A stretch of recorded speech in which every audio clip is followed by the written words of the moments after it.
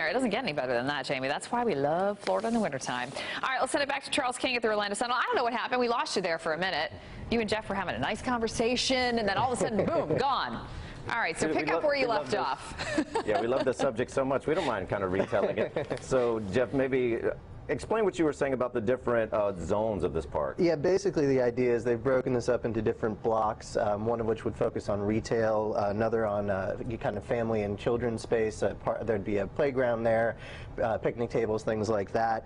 There's an event space which would feature some performance space where people could rent it out and do, you know, drum circles or small performances, things like that. And then the biggest segment is this athletic, urban athletic zone, which would have everything from a running track, soccer fields, basketball courts, tennis courts, you know, basically you name it, you know, all kinds of athletic activities down there, which is, as I said, it's much more detailed and kind of complex than maybe we had anticipated for this project. And you talked about the sandbox. Did I hear world's largest sandbox? That's what, this is a very preliminary plan right now, and the city went out of their way to stress to me that nothing here is set in stone, so I think we probably shouldn't take that. We should take that with a little grain of salt or sand, but especially because I looked online, I couldn't quite figure out where the biggest sandbox is currently in the world, but that's what it says, and it looks pretty large. It would have to be probably like 40, 50 feet, I'm guessing. This my inner 5-year-old was interested in that. So where did this idea come from? What's the real purpose for this in your mind? And I mean, I guess people haven't really utilized this space other than for parking over the years. Basically, city planners have been complaining about this for a long time, both with the city and people who do planning generally, because it divides downtown Orlando. Right now, people don't just cross over it. Naturally. Right now, you have the Amway Center on one side. There's about to be a new entertainment complex next to that. The soccer stadium's going over on the west side as well.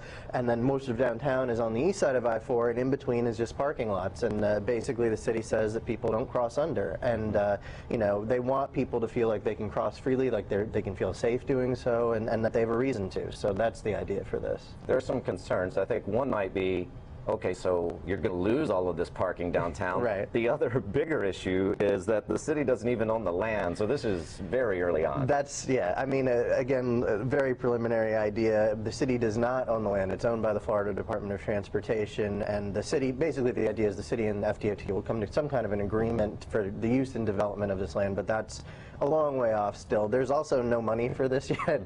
Funding has to be allocated, obviously, and it's too early in the process for that to have happened. As for the parking, we know that there's some parking that's planned to be involved in that entertainment complex that the Magic are building, that $200 million project. But as far as whether spot for spot this will all be replaced is probably also too early to say. It's very exciting. Amy, one of the things that we were discussing this morning was how loud it might be underneath the interstate for all of these parks, but as Jeff points out, with the ultimate I-4 expansion, the interstate will actually be raised a little higher, so that should help with the sound. So the fumes won't overcome you as you're trying to get in your cricket match or whatever. That's good to know. In theory. Hopefully not. Okay, but wait a second. So they don't own the land.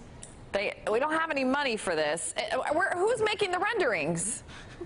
Well, I mean, it's still, presumably there's some kind of funding for the design process, and these are very early designs. It basically just looks like a map. But as they move closer to an agreement with FDOT for the land, presumably there'll be, you know, discussion of how to allocate the funding, whether it comes out of the city's general fund or out of, you know, some other the downtown development or something like that. But I think we're probably a long way away from that. I'll make a donation, Jeff. You write that down. I will make it $10. And Kayla will too.